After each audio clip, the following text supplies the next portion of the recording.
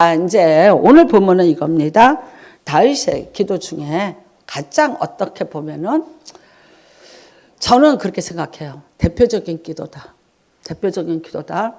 물론 이제 다윗이 하나님 앞에 기도해서 응답받아서 잘 됐어요. 지난주에 제가 사무엘상 30장에 모든 걸 다 잃어버리고 다 모든 게 끝장이 날 그때에 기도함으로 하나님께서 다시 탁 찾고 회복시켜 주신 그런 것도 있었고, 그 다음에 이제 또 제가 이걸 넘어간 것은 사무엘하 6장에 있는 블리셋과의 전쟁에서 다윗이 하나님 앞에 2번 기도했던 것.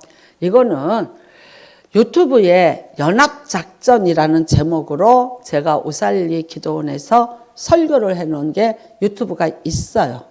예, 그래서 그것도 제가 그냥 넘어갔습니다. 그 다음에 제가 다윗에게서 하나 이제 기도에 대해서 어떤 걸 하고 넘어갈까 하다가 오늘 이 본문을 말하자면 택하게 됐습니다. 자, 이 본문의 배경은 뭐냐면은요, 회개 기도입니다. 회개 기도. 무지무지 지금 회개를 하고 있습니다. 죄를 졌습니다. 그런데 옛날에 왕들이 죄를 지면 어떻게 하면 되냐면은요, 숫소. 가장 비싼 거죠. 숫소. 그러니까 이제 하나님께서 사람들의 생활이 차이가 있으니까 가난한 사람은 산에 가서 비둘기 잡아서 지내. 그 다음에 조금 이제 양 한 마리라도 있으면 양으로 뭐 이렇게 해서 속죄제를 지내게 해줬어요. 그랬는데 왕은 제일 비싼 숫소를 잡아서 하나님 앞에 번제로 태워 보내는 거예요. 그러면서 내 죄를 용서하여 주시옵소서. 그러니까 뭐예요? 높으니까 죄가 더 큰 거예요. 그래서 아주 비싸고 큰 것을 태워서 하나님 앞에 제사를 드리면서 죄 용서를 받았어요. 그러면 다윗도 지금 죄를 졌어요. 졌으니까 그렇게 하면 돼요. 그런데 그렇게 하질 않아요. 그러면 하나님이 레위기의 법을 만들어서 용서해 주시기로 했다고요.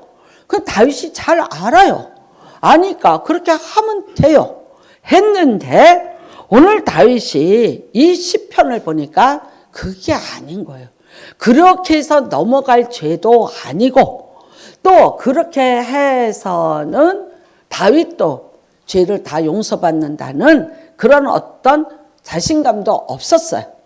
그래서 오늘 이제 이 시편에서 자신이 하나님 앞에서 죄를 지은 자로서의 어떤 자세, 어떤 고백을 오늘 합니다.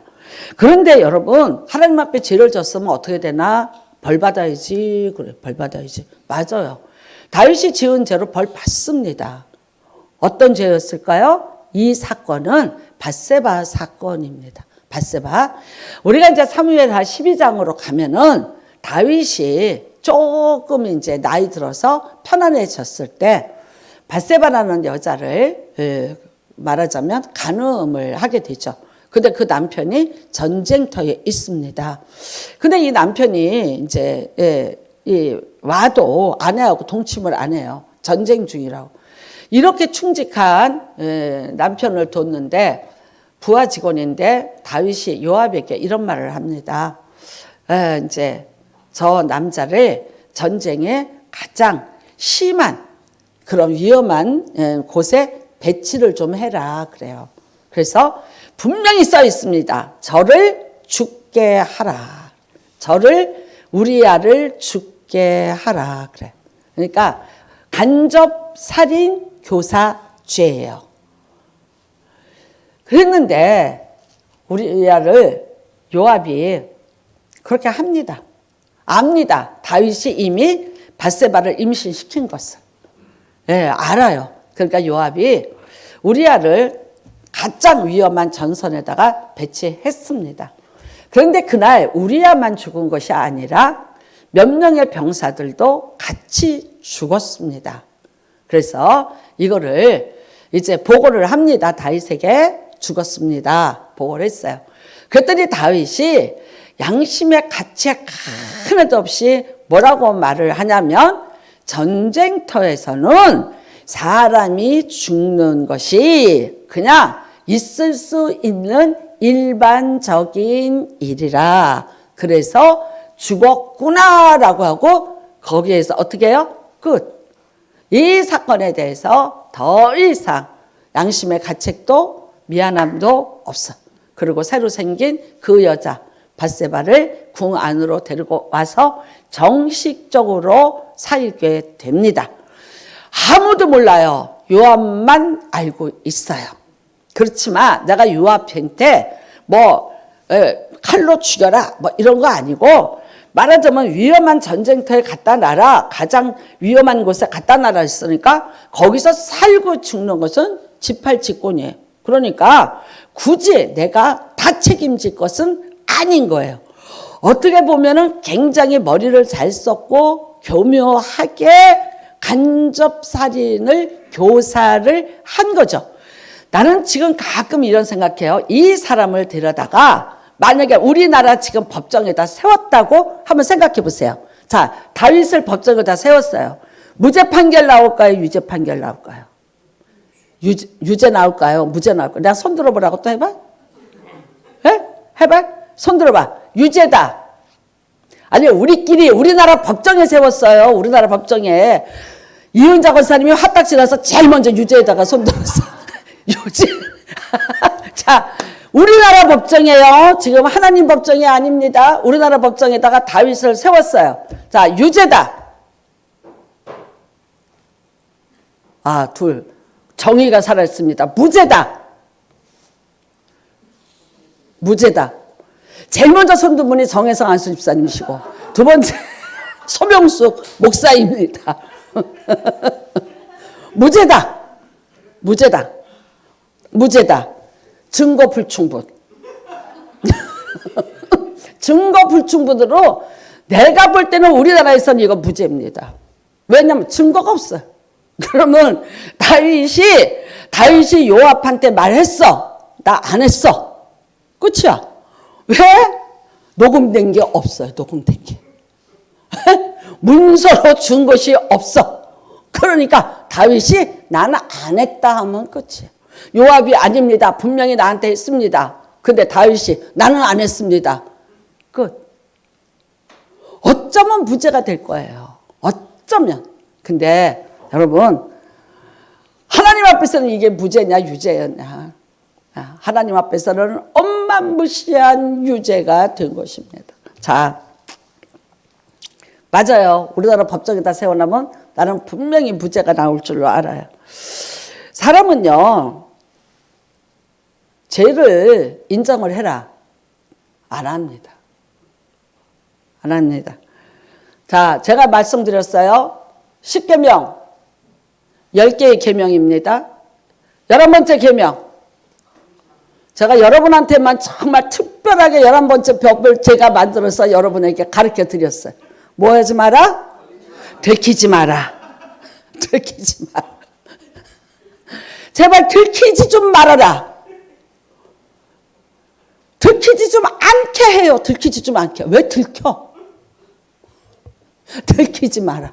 자, 그러면 들켰어. 들켰으면 어떻게 한다? 오리발을 내밀어라. 이왕에 내민 거 끝까지 내밀어라. 모른다. 난 모른다. 오리발 내밀죠? 그 다음에는요, 들켰어. 그럼에도 불구하고 이제 오리발을 이제 뒤밀어야 될 때가 됐어요. 이제 진짜 증거를 갖다 댔어. 그러니까 어쩔 수 없어. 인정해야 돼. 그때 하는 말 뭐예요? 그때 하는 말 이렇게 말합니다. 야, 나보다 나쁜 사람 많아. 나보다 나쁜 사람 많아. 나 정도를 가지고 그렇게 나쁘다고 하면 너 이 세상 어떻게 살래? 거꾸로 물어봐. 그럼 내가 답을 해야 돼. 뭐라고 대답할까? 그 다음에 또 얘기해 볼까요? 그래서 내가 널 때렸냐, 죽였냐, 굶겼냐? 왜 이렇게 난리야? 그래서 너는 하나님 앞에 죄 진 거 없냐? 나만 죄인이냐? 그래, 나 죄 졌다. 그러다 쳐. 근데 넌 그렇게 깨끗하냐? 하나님 앞에서? 이렇게 물어요. 지금 제가 하는 말이 어떠세요? 들어본 얘기예요? 못 들어본 얘기예요? 예? 들어본 얘기예요. 그러면 들어는 봤는데 그럼 나는 그렇게 말한 적이 없냐? 없다고 말할 사람도 나는 없을 것 같고. 그러니까 참 있죠. 사람이 이렇게 잘못을 인정해라. 이거요. 힘듭니다. 근데 이게 어디서부터 시작이 됐냐? 원인을 따지고 가다 보면 제가 늘 말씀드리지만 창세기 3장에 아담하고 하와부터 시작됐어요. 죄를 지었어요. 하나님 제가 죄를 졌습니다. 먹지 말라고 제가 들었는데 제 아내가 주는 것을 제가 먹었습니다. 한마디만 했으면 돼요. 인정했으면 돼요. 네, 인정하지 않았어요. 뭐라고 얘기했냐면요. 아담의 한 말 중에서 정말 하지 말아야 될 한마디가 뭐였냐면 하나님이 만들어준 저 여자가 먹으라 그래서 먹었어요. 그러니까는 하나님이 저 여자를 만들어주지 않았더라면 어떻게 됐다? 내가 이거 안 먹었다고. 나 혼자는 여태까지 안 먹었지 않았냐. 근데 하나님이 만들어준 저 여자가 먹으라 그래서 내가 먹었어요. 그러니까 누가 잘못한 거예요? 결론은 하나님이 잘못하신 거예요. 근데 그 만들어줬을 때 뭐라고 얘기했어요? 내 뼈 중에 뼈요, 살 중에 살이로다 그랬어요. 여러분 나중에 하와가 병이 하나 생겼어요. 어떤 병이 생겼냐면 밤에 아담이 들어오면 잘 때마다 갈비뼈 새는 병이 생겼대요. 왜? 아담의 갈비뼈 하나를 빼갖고 자기를 만들어 준 거야. 그러니까 어떻게 됐더라? 아담이 갈비뼈가 몇 개인지 세봐야겠지. 왜? 하나가 빠졌으면 어떻게 되는 거예요? 어디 여자 하나 또 만든 거야. 그래서 밤마다 와서 아담이 자면은 갈비뼈가 몇 개인지 세는 병이 걸렸다.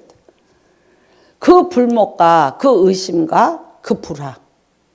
결국은 어떻게 됐는지 애들이 동쪽으로 쫓겨나야 했던 그런 것입니다. 자, 근데 여러분 제일 무서운 게 뭐냐? 죄값입니다. 죄에게는 반드시 죄값이 있습니다. 다윗이 죄값이 제일 무서운 거예요. 그러면 다윗은 뭐라고 얘기해야 돼요? 하나님 내가 죄를 졌어요. 그런데 나에게 용서해 주시고 나에게 죄값은 좀 청산해 주세요. 빨리 번제를 드리고 하나님 앞에서 이렇게 기도를 했어야 돼요. 근데 그렇게 기도를 한 게 아니에요. 지금 무슨 기도를 하고 있냐? 성신을 내게서 거두지 말고 하나님 내게서 떠나지 마시고 내게 다시 하나님이 함께해 주시고 나에게 뭐라 그러냐? 정한 마음을 창조하시고 정직한 영을 새롭게 하시고 나를 주 앞에서 쫓아내지 마시며 주의 성령을 내게서 거두지 마소서. 다윗에게 가장 무서운 건 뭐냐면 내가 죄를 졌어요. 근데 하나님이 나를 떠난다는 것이에요. 이게 가장 무섭고 두려운 거예요. 왜 그랬습니까? 다윗은 압니다. 자신의 인생에 하나님이 어떤 일을 하면서 자기를 여기까지 이끌어왔는지, 오늘 내가 여기서 지금 왕이 된 것이 무엇 때문에 왕이 됐는지 너무 잘 알잖아요. 하나님이 나를 어떻게 이끌어 주시고 어떻게 인도해 주셨고 어떻게 나에게 공급자가 되어 주셨고 전쟁을 하는데 어떻게 이기게 해주셨고 그렇게 모든 것을 하나님이 나를 인도해 주셨기 때문에 내가 오늘 여기 있다는 걸 알아. 근데 여러분 만일 그 하나님이 내게서 떠난다면 나는 어떻게 될까요? 맞아요. 다윗은요 모든 일에 기도부터 시작을 했어요. 자신이 어떤 행동을 취하기 전에 하나님 내가 어떻게 할까요? 왜 그랬을까요? 왜 그랬을까요? 자신의 힘이 연약하다는 것을 알아요. 그 다음에는요 자기보다 하나님이 훨씬 더 강한 분이라는 것을 너무나 잘 알았어요. 얼마나 놀랬을까요? 자기 들판에서 양치고 있는데 갑자기 형이 다른 박질 쳐서 야 너 빨리 와. 사무엘 선지자가 우리 집에 왔어. 그래서 달려가 봤어요. 갔더니 위에 형들이 7명이 있는데 자기를 보고 뭐라 그래요? 그 사무엘 선지자가 기름을 붓더니 네가 이 나라의 왕이야 그래요. 얼마나 놀라고 기절했을까요? 어떻게 내가 왕이 돼요? 나 8번째 막내거든요. 이스라엘이나 우리나라나 장남 아니고는요, 사람 취급 못 받는 거예요. 장남이 최고야. 그런데 그 잘난 엘리압 형님을 놔두고 그 밑에 형들 다 있는데 다 두고 들판에서 있던 쬐끄만 말째 있으나마나 한 아이, 그 아이를 불러다가 기름을 붓던 사무엘. 하나님이 너를 이 나라의 왕으로 삼는다를 얼마나 놀랬을까요? 근데 왕이 되지도 못하고 끊임없이 10몇 년 동안을 쫓겨다니고 도망을 다녀야 돼. 근데 뭐라고 얘기해요? 내가 벌써 죽어도 몇 번 죽어야 되는데 하나님이 나를 생명싸게 안에 보호해 줬다는 거예요. 그러니까 무슨 뜻입니까? 나 10대에 사울 왕에게 의해서 살해를 당했어야 돼요. 20대에 내가 도망을 다닐 수 있는 여력이 있기 전까지 이미 나는 살해를 당했어야 돼요.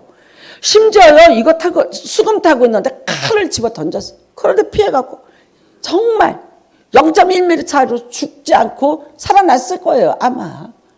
그러니까 그런 와중에 왕의 아들 요나단이 자기 편에 대해서 자기를 보호해줘. 뭐라고 말합니까? 하나님이 나를 생명싸게 안에 보호해주지 않았더라면 나는 죽었을 것이라는 거예요. 그 다음에요, 자신이 왕이 되고 전쟁을 하고 여러 일이 있었을 때마다 하나님 앞에 기도할 수밖에 없었던 것은, 다윗은 아무도 자기를 도와줄 것이 없고 무기도 없고 돈도 없어요. 그러니까 같이 있는 사람들이 환난당한 자, 빚진 자, 원통한 자들, 그 사람들하고 내가 할 수 있는 일이 없어요. 그래서 어떻게 했어요? 하나님 앞에 기도했어요. 그런데 그럴 때마다 하나님은 그 기도를 거절하지 않고 들어주셨더라는 거예요.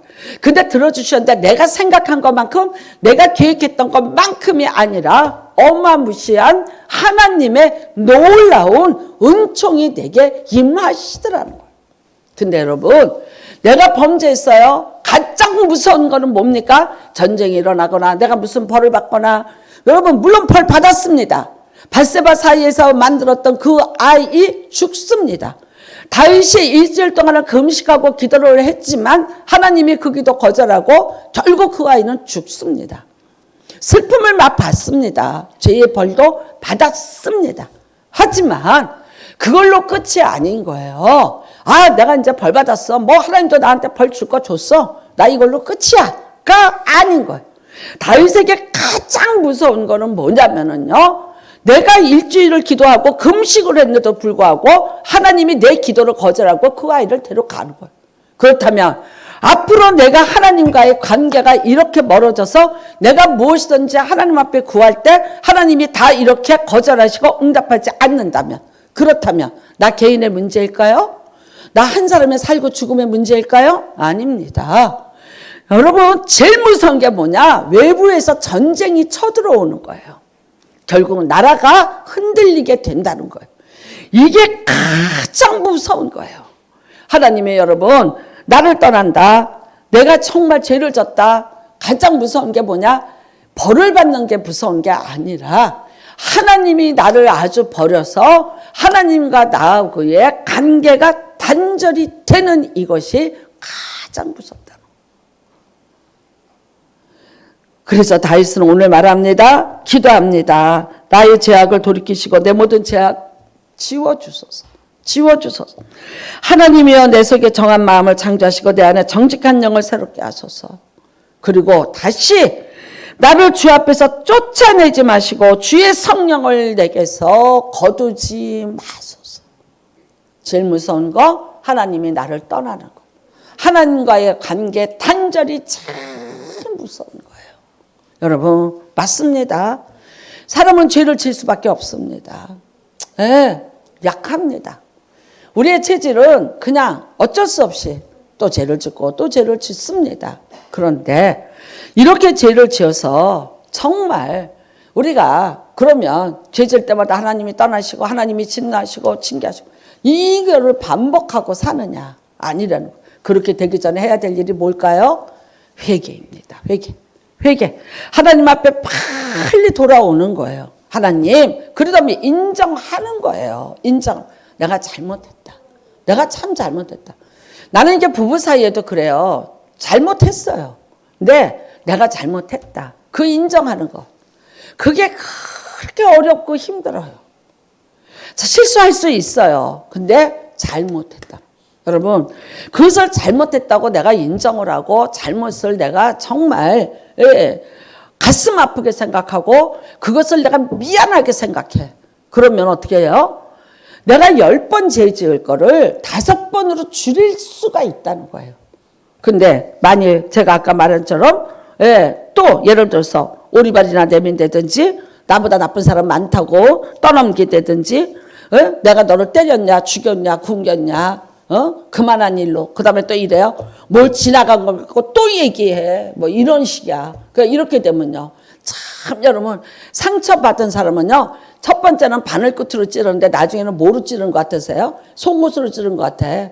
나중에는요. 대칼로 찌르는 것 같은 고통을 느끼는 거예요.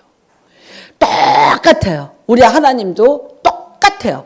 내가 실수했어요. 잘못했어요. 하나님 제가 정말 잘못했어요. 하나님 여러분 정말 묻지도 않고 따지지도 않고 용서해 주실 수 있어요. 그런데 그게 또 반복이 되고 또 반복이 되고 똑같은 짓을 한다면 어떻게 되겠어요? 아니라는 거죠. 용서도 처음에 몇 번이지 내가 약하니까 사람이 원래 그러니까 나중에 여러분 다윗도 이런 말 합니다. 내가 모태에서부터 죄 중에 잉태하였나이다. 그 이제 내 죄를 누구한테 또 돌려요? 지네 엄마한테 돌려. 그 결국은 이제 엄마한테 올라가다 보면 누구 죄예요? 하와의 죄예요. 근데 그럴지라도 오늘 내가 죄를 지은 이 죄는 누구 앞에서냐? 내가 지은 거고 내가 사람한테 지었지만 그러나 이 사람한테 지은 이 죄가 결국은 누구 앞에 죄를 지은 거가? 하나님 앞에 죄를 지은 거예요. 이거를 여러분 인정하고 그 다음에 이 사실을 무겁게 받아들이고 살아야 삶 속에서 우리가 아픔을 주고 그렇게 고통을 주는 일은 없이 살게 될 줄로 압니다. 자, 다윗은 회개합니다. 다윗은 회개합니다. 회개는 다시 하나님하고 이어지는 것이고요. 하나님의 성신이 내게서 떠나지 않도록 붙잡을 수 있는 그래서 진노를 면하게 하는 유일한 방법이 뭐냐? 철저한 회개입니다. 그런데 사울은 한 번도 회개했다는 적이 없어요. 대표적인 사람이 누구냐면요. 사울왕이에요. 여러분 우리가 사무엘상 15장에 보면 말합니다. 사무엘이 왕이 이렇게 범죄하였나이다 그래요. 그랬더니 뭐라 그래요? 막 변명해요. 아, 내가 그 양떼들을 내가 좋은 종자라서 가지고 온 거고. 한 번도 자기 죄를 인정 안 해요. 거기 아말렉하고 전쟁하고 나면 그걸 다 죽여라 그랬어요. 근데 끌고 왔어요. 저 울음소리가 무슨 소리입니까? 사무엘이 물었어요. 그랬더니 아, 내가 하나님 앞에 좋은 것 해서 바치려고 가져왔다. 아니, 그거 안 받으세요. 거짓말해요. 한 번도 내가 잘못했다고 안 해요. 그러니까 다음 중에 사무엘이 뭐라 그래요? 듣는 것이 수양의 기름보다 낫다. 순종하는 것이 제사보다 낫다. 왕이 하나님을 버렸으니 하나님도 왕을 버렸다라고 얘기해요. 여러분 정말 무서운 비극이에요. 그때서야 아차 싶어서 사울의 옷자락을 붙잡고 사정하지만 이미 때가 늦었어요. 우리는 가끔 이런 얘기합니다. 베드로하고 가룟 유다가 뭐 그렇게 달라? 맞아요. 별로 틀린 거 없어요. 베드로나 가룟 유다나 다 예수님의 제자였어요. 베드로요? 예수님 3번 부인해요. 3번 부인한 게 아니라 누가복음에 보면 더 정확히 나왔는데 부인하고 저주하고 맹세하여 가로되 나는 저를 도무지 알지 못한다. 너무나 부정을 하고 너무나 부인을 하니까 예수님이 법정에 서 있으시다가 뒤를 돌아봐요. 너무나 그 베드로가 외치는 소리가 너무나 가슴이 아파서 예수님이 뒤를 돌아봐. 베드로랑 눈이 마주친지라. 그러면요, 가룟 유다는요, 왜 예수님 죽였냐고요? 왜 팔았냐고요? 내가 원하는 독립을 위해서 예수님이 움직이지 않아요. 가룟 유다는 애국자예요. 젤롯 땅이라는 독립을 추구하는 혁명당에서 예수님이라는 사람과 같이 오병이어 기적을 일으키고 이렇게 하면은 우리가 로마로부터 독립이 되겠다는 원대한 꿈을 가지고 예수님한테 접근한 자예요. 그래서 열심히 3년을 쫓아다니면서 예수님에게서 그 모든 가능성을 다 봤어요. 했는데 예수님이 이 땅에 독립하고 관심을 안 가지고 상관하려고 들지를 않아요. 다윗의 왕국을 세우는 줄 알았어요. 왕국을 세운다 그래서. 그랬더니 아니 엉뚱한 소리예요. 내가 하나님 나라를 세우려고 왔어 이래요. 그러니까 3년을 쫓아다녔는데 뭘 느꼈어요? 예수님에 대해서 배신감 느꼈어요. 그래서 기분 나빠서 예수를 팔았는데 진짜 도둑의 마음을 갖고 팔았다면 어마무시하게 비싼 가격에 팔아야 돼요. 예수는 그래도요. 그들이 안나스하고 가야바가 비싸게 사요.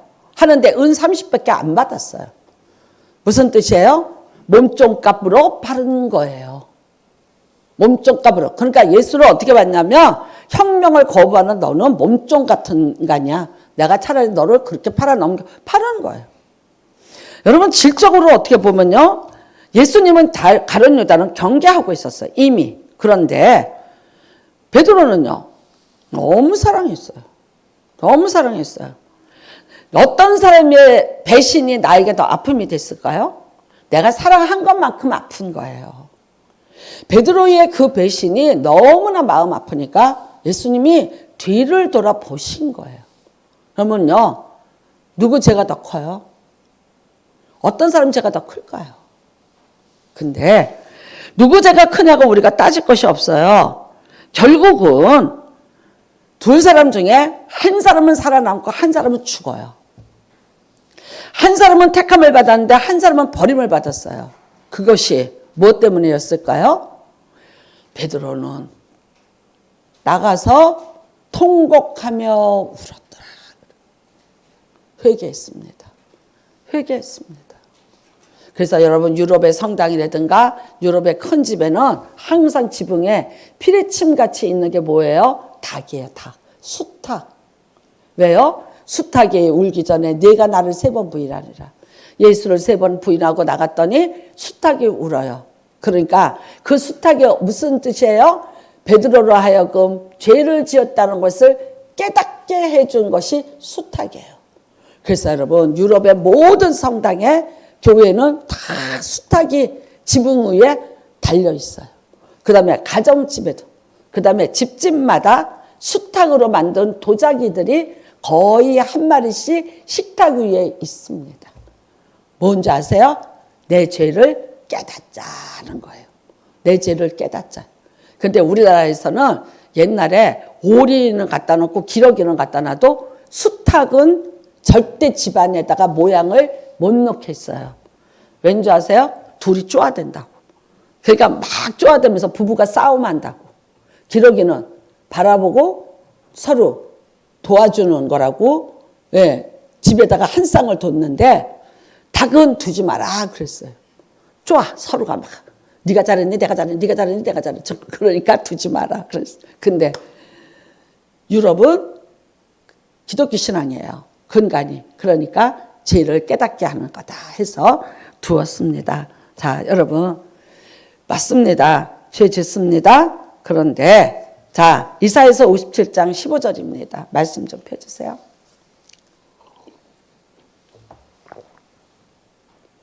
같이 봉독합니다. 시작. 지극히 존귀하며 영원히 거하시며 거룩하다 이름하는 이가 이와 같이 말씀하시되 내가 높고 거룩한 곳에 있으며 또한 통회하고 마음이 겸손한 자와 함께 있나니 이는 겸손한 자의 영을 소생시키시며 통회하는 자의 마음을 소생시키려 함이라. 아멘. 하나님이 어떤 사람하고 같이 있어요? 통회하는 자. 자신의 죄를 자복하는 자, 인정하는 자와 하나님이 함께 하셔. 내가 너와 함께 하기를 원해. 그래서 어떻게 하라? 너는 네 죄를 회개하고 다시 자백하고 고백을 해라.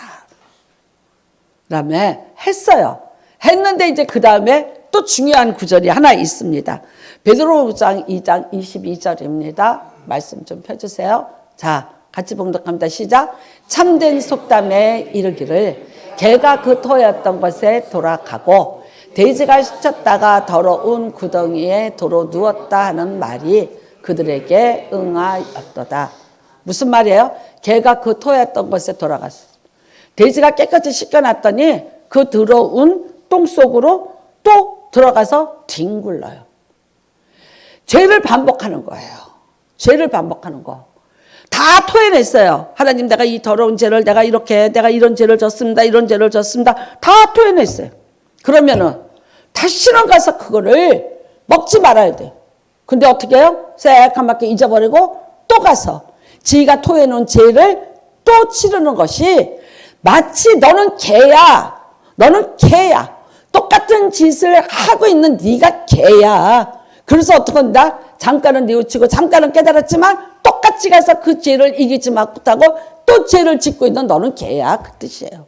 그 다음에는요. 돼지인데 깨끗이 씻겨놨어요. 회개했어요. 자, 잘 회개했어요. 그랬더니 어떻게 하더라? 거기 가서 또 뒹굴더라. 똑같은 일을 반복을 한다. 이건 뭡니까? 너는 돼지야. 그래서 우리 속담에 이런 말 있어요. 개만도 못하고 돼지만도 못해. 왜? 죄를 졌는데 죄를 회개했으면 두 번 다시는 하지 말아야 돼요. 내가 죄를 짐으로 내가 죄를 진 것 때문에 나의 죄 때문에 저 상대편이 아팠을 고통과 그 괴로움에 대해서 아무런 공감의 지각 능력을 갖고 있지 않아요. 여러분 정말 무서운 게 요즘에 여자아이 하나가 그 젊은 애가 남자들을 죽였어요. 참 생떼 같은 젊은 남자애들을 유인을 해서 약물을 타서 먹여서 죽였어요.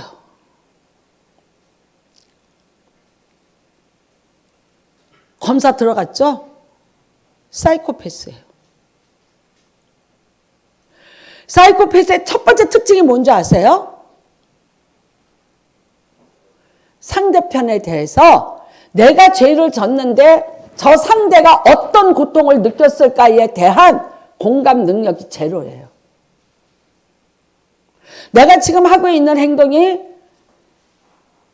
내가 내 마음대로, 내 욕심대로, 내 탐욕대로, 내 정욕대로, 내가 육신의 소욕대로, 내 마음대로 지금 하고 있는 행동이 내가 다른 사람에게 어떤 상처를 주고 어떤 아픔을 주는 것인가에 대한 공감의 지각 능력이 없는 사람을 사이코패스라고 하는 거예요. 그러니까요, 내가 약을 타서 먹여서 그 남자가 죽어가요. 조용히 죽었겠어요? 아니요, 내 생각에는 그냥 자면서 죽었겠어요? 죽음이라는 게 그 젊은 청년이. 그런데 그걸 보고 어떻게 합니까? 또 하고 또 하고 또 해요. 그 죽어가는 사람을 보면서 그 괴로움을 보면서 내가 그 고통과 공감의 능력이 없으니까 어떻게 하더라? 쾌감을 느낀 거예요. 이게 사이코패스예요. 소시오패스는요. 쾌감까지는 못 느끼고 불안하기는 한데 내가 그거를 못 끌어내는 게 소시오패스예요. 여러분 무서운 거예요. 놀라지 마세요. 사이코패스는요. 몇천 명당 한 명이에요. 몇만 명당 한 명이에요. 우리가 만나기 힘들어요. 그러니까 여러분 중에서 어떤 젊은 여자가 나 꼬셔서 여관에 데리고 간다고 안 쫓아가면 안 당할 수 있어요. 유영철이 같은 애 드문 사람이에요. 근데 여러분 소시오패스는요. 100명당 한 명이라는 거예요. 100명당 한 명. 우리 여기 100명 안 되니까 여기 한 사람도 없을 수 있어요. 무서운 얘기예요. 다른 사람, 나로 인해서 다른 사람이 받는 고통에 대해서 전혀 공감이 지각의 능력과 미안함과 안타까움과 죄송함이 없어요. 근데 이게 어디까지 올라가요? 하늘의 하나님 앞에까지 올라가는 거예요. 하나님 앞에 잘못도 없고 죄송함도 없고 미안함도 없고 그러니까 어떻게 하더라? 똑같은 짓을 반복을 하게 되는 거예요. 죄하고 돼집니다. 다윗이 죄 졌습니다. 사울도 죄 졌습니다. 베드로도 죄 졌습니다. 가룟 유다도 죄 졌습니다. 살아나는 유일한 방법은 빨리 회개하고 돌이켜서 다시는 똑같은 일을 범하지 말라입니다. 여러분 나는 여러분에게 영적인 힘이 뭔지 아세요? 이건 내가 하면 안 돼. 이게 영적인 힘이야. 근데 깨닫기까지 해요. 그 다음에 어떻게 해요? 행동으로 옮기는 거예요. 사람들이 깨닫는 것까지는 잘해요. 이건 내가 하나님 하면 기뻐하지 않아. 이건 하나님이 이거는 이렇게 하면 내가 안 돼. 알아요. 들어서 알고 배워서 알아요. 근데 그 다음에 내가 나를 쳐서 복종을 시켜서 내가 하면 안 된다는 걸 안 하는 것까지 가는 게 믿음이에요. 거기까지를 만일 내가 못 가고 있다면요. 나는 그거는 믿음이 아니에요. 하나님하고 무관한 종교 행위를 하고 있는 것입니다. 여러분, 가수 인순이가 어렸을 때 애들이 까맣다고 놀려요. 근데 애들도 모르니까 뭐라 그랬냐면 네가 안 씻혀서 까매 이런 거예요.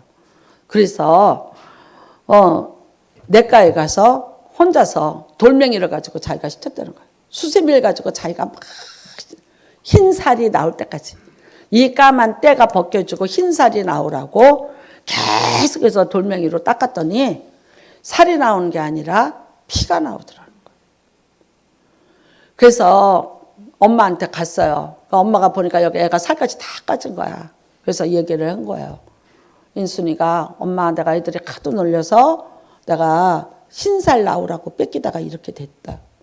근데 엄마가 아무 소리 하지 못하고 너는 다른 애들하고 달라 그 얘기를 하지 못하고 엄마가 울기만 했다는 거예요.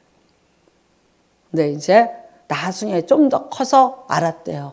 나는 피부색이 저 사람하고 다르다는 거를 알았다고 그러더라고요.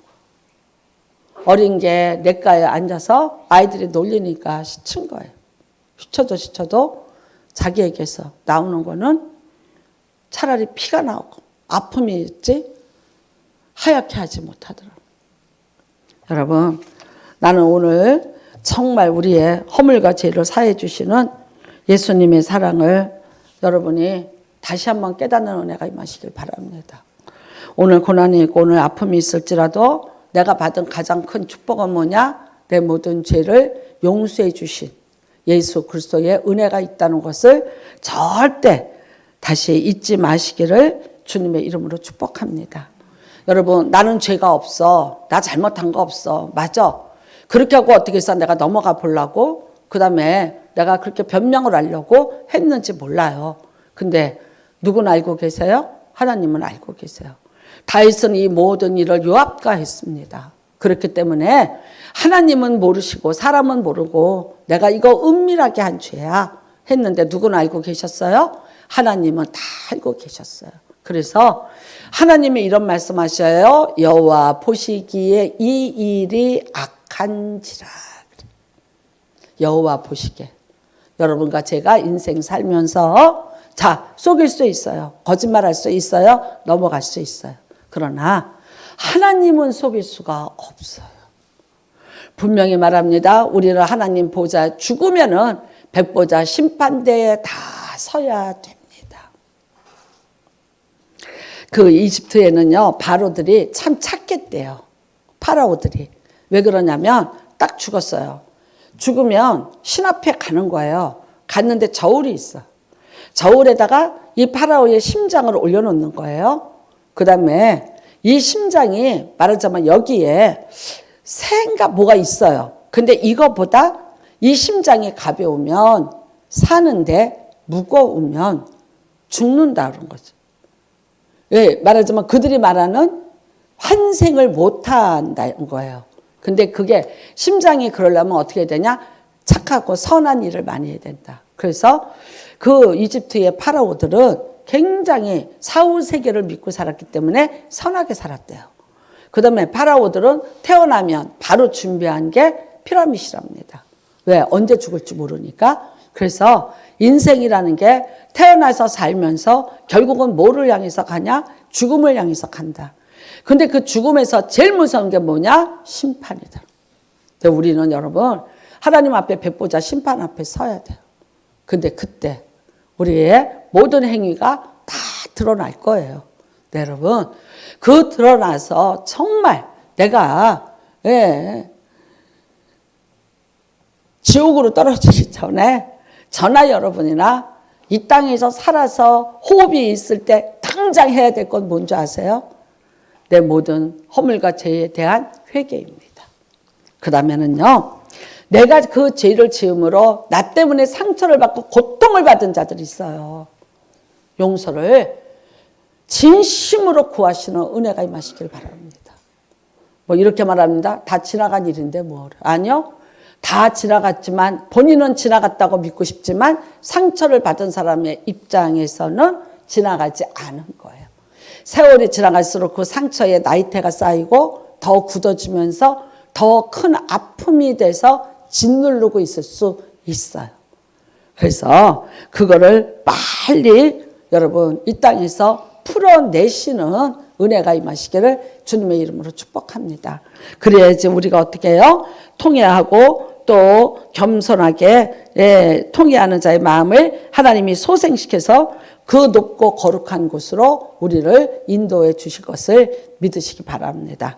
뿐만 아닙니다. 여러분과 오늘 저는 예수는 우리가 알지 못했던 죄, 깨닫지 못했던 죄, 앞으로 장차 지을 때까지를 다 사해 주시려고 나를 택하여 주셨습니다. 근데 그 예수님에게 내가 정말 제사함을 받는 것은 예수님의 십자가의 고난과 고통이 있었기 때문에 받을 수 있는 것입니다. 그렇다면 내가 똑같은 죄를 져요. 계속해서 짓고 있어요. 마음으로 짓고 생각으로 짓고 있어요. 뭐 하는 거예요? 예수님 다시 십자가에 못 박으려는 행위입니다. 그래서 오늘 저와 여러분은 이 모든 은혜를 여러분 헛되이 놓치지 않는 귀한 은혜가 임하시기를 주님의 이름으로 축복합니다. 다윗의 죄 용서받습니다. 용서받습니다. 물론 처음에 밧세바와 사이에서 아이는 죽습니다. 용서는 받습니다. 그 용서받은 것의 가장 큰 결과는 솔로몬이 그 다음 낳은 아들 솔로몬이 왕이 된 것입니다. 하지만 분명히 말했습니다. 칼이 내 집에서 떠나지 아니하리라. 남을 내가 억울하게 그렇게 죽게 한 죄값에 대한 어떤 것을 하나님이 철저하게 계산을 하고 있었다는 거예요. 다시 말합니다. 용서는 받습니다. 죄값은 있습니다. 있습니다. 그래서 다시는 나가서 죄를 짓지 마라. 다시는 나가서 죄를 짓지 마라. 오늘 여러분과 제가 예수를 통해서 살아났는데 다시 잃어버리지 않는 은혜가 임하시기를 주님의 이름으로 축복합니다. 죄는 짓지 말자. 내가 하나님 앞에 뭐 이렇게 저렇게 뭐 어쩌지는 다 못할지라도 최소한의 죄는 짓지 말자. 네. 그 다음에 여러분의 마음에 혹시라도 그 죄로 인한 상처와 분노가 있다면 오늘 용서의 은혜가 임하시기를 주님의 이름으로 축복합니다. 그래서 용서하시고 내려놓으시고 죄를 지은 자가 와서 죄를 지었다고 고백하시거든 용서하시는 은혜가 임하시길 바랍니다. 내가 그 사람이 죄를 고백하지 않는데 용서하라고 예수님도 안 그러셨어요. 잘못했다고 하는 자는 용서를 해주라고 하셨어요. 그래서 용서하시는 귀한 은혜가 임하시기를 주님의 이름으로 축복합니다. 용서의 기술입니다. 예, 살면서 이렇게 정말 용서의 기술 필요한 것 같습니다. 오늘 한미순 권사님의 아들 김영훈하고 또 같이 결혼할 민지가 같이 와서 예배를 지금 드리고 있습니다. 예, 요즘에 이제 저렇게 결혼해 주는 것도 얼마나 고마운지 모르겠고, 그리고 나는 또 물론 우리 영훈이가 너무 잘생겼지만 또 저렇게 아름다운 또 그 눈의 높이대로 사랑하는 신부를 같이 왔어요. 나는 이제 축복 기도를 해드릴 건데 이제 주례는 없어요. 요즘에 트렌드가 그렇대요. 근데 지금 내가 주례 같이 하는 말은 용서의 기술을 잘 터득해라. 살다 보면 잘못한다. 안 할 거라고 꿈도 꾸지 마라. 절대. 그런데 어떻게 내가 용서를 할 것인가. 예, 어떻게 용서를 할 것인가. 내가 영훈아 나처럼 살아봐 라고 얘기해봐. 나는 용서하고 산다. 나는 용서하고 산다. 우리 남편 이름이 박용서다. 누가 우리 박장로 친구들이 한번 상가집에서 다 만났는데 그때 30년 살았을 때인가 봐. 아니 어떡하다 신학교에 가서 목사가 다 됐어요? 그래요. 그래서 내가 용서하고 30년 살면 목사 돼요. 그랬어. 그런데 이 사람들이 처음에 이게 무슨 말인가 했어. 이제 용서하고 30년 살면 목사 돼요. 그랬거든. 그런데 옛날에 우리끼리 부부싸움도 한다는 얘기도 자기네들 들었거든. 늦게 들어온다고 맨날 뭐 싸웠다며 뭐 그 얘기 들었는데 이제 목사가 된다니까 얼마나 어이가 없겠어. 그 사람들 입장에서. 그랬어요. 그래서 내가 용서하고 30년 사니까 자연히 목사 되더라. 그랬더니 가만히 있다가 용서야 그러더니 막 이제 웃더라고요. 그러니까 용서하고 살면 살아. 그러니까 죄를 안 지을 수는 없어. 죄 지을 수 있고 잘못할 수 있고. 근데 내가 어느 만큼 용서를 해줄 것인가. 그 용서의 폭을 내가 얼만큼 가지고 있을 것인가. 편안해집니다. 그래서 부부가 같이 그 다음에 우리는 서로가 이 사람을 만나서 나의 부족함을 메꿀 줄 알고 결혼해요. 천만의 만만의 말씀이야. 이상해요. 내가 이 사람을 만나면 1 더하기 1이 되면 2가 되는 줄 알아. 아니 0.5로 떨어져. 그게 결혼이야. 내가 0.5가 돼주는 게 결혼이야. 그래서 어떻게 해요? 이 0.5, 1이었는데 0.5만 쳐. 아, 내가 얘 1인 줄 알았네? 어머, 이거 0.5짜리네. 그래. 그러면 어떻게 하면 되냐? 내가 0.5가 돼주면 1이 되는 거야. 그러면 살 수 있어요. 그 다음에 항상 저는 주례할 때 이런 말 해요. 시편 24편 1절. 여호와는 나의 목자시니 내게 부족함이 없도다. 남편이 목자인 줄 알아요. 그래서 내가 이 사람으로부터 내가 부족함이 없으리로다를 꿈을 꿔요. 택도 없는 소리 하지 마세요. 아닙니다. 내 거 갖고 살려고 도둑질하러 온 사람이에요. 꿈깨. 그 다음에 부족함이 없도다. 아니, 인생은 처음부터 부족해요. 창세기에 3장, 2장에서부터 부족해요. 아담과 하와부터 부족해서. 아담이 혼자 사는데 부족해서 하와를 만들어 준 거예요. 하와를 만들어서 잘 될 줄 알았어요. 그랬더니 어떻게 되더라? 1 더하기 1이 아니라 0.5도 안 남아. 그게 부부예요. 그게 부부예요. 근데 누가 목자가 되셔요? 여호와가 나의 목자가 되세요. 그러면 어떻게 되더라? 내게 부족함이 없도다. 내가 남편이 내 목자인 줄 알고 기대를 하고 아내가 내 목자인 줄 알고 기대를 하면 그때부터 어떻게 된다? 마음에서 마이너스로 떨어지기 시작해. 여호와는 나의 목자시니 내게 부족함이 없도다. 이거를 완전히 내가 내 인생의 모토로 세우는 거예요. 내가 목사로서가 아니야. 한 사람의 여자로서 인생을 살아보니까 아무리 노력을 하고 아무리 애를 써도 아닌 건 아니에요. 결국은 답을 찾았는데 여호와가 나의 목자가 되신다. 그러니까 내가 그 여호와께 구하기 시작하였더니 여호와께서 내게 부족한 것을 메꾸어 주시더라. 이게 인생의 정답이에요. 그 다음에는 여러분이 정말 원망하지 말고 함께 용서를 진심으로 구하는 자는 용서하세요. 그래서 여러분의 가정에 큰 평안이 임하시기를 주님의 이름으로 축복합니다. 그 다음에는요, 예수님의 용서를 여러분이 구해 주세요. 구해 주세요. 못 깨닫고 못해요. 예수님, 저가 이런 걸 하는데 깨닫게 해주시고 예수님 저 죄를 용서해 주세요. 여러분, 예수님의 가장 큰 기도, 멋진 기도, 죽으면서 한 기도입니다. 아버지여, 저가 하는 일을 저들이 알지 못하나이다. 저들의 죄를 용서하여 주시옵소서. 가장 멋진 기도가 그 기도입니다. 오늘 여러분과 저에게도 이 은혜가 임하셔서 여러분의 인생에 잃어버린 것 다시 다 찾고 회복하시는 주의 복이 임하시기를 바랍니다. 소생하시는 복이 임하세요. 생명나무 찬양 하나 하시고 잠깐 기도하고 마치도록 하겠습니다.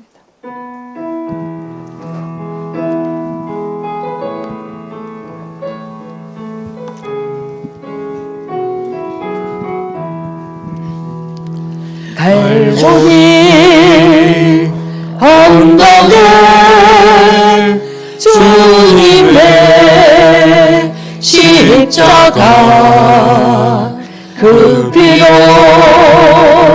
내 죄를 깨끗하게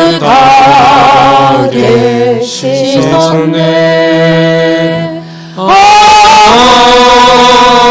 생명의 꽃 피었네.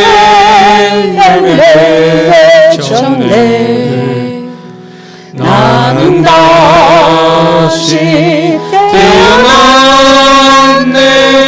그 이름 생명나무라. 절망과 고통에 세상이 헤매일 때 예수님 품으로 나를 인도하셨네.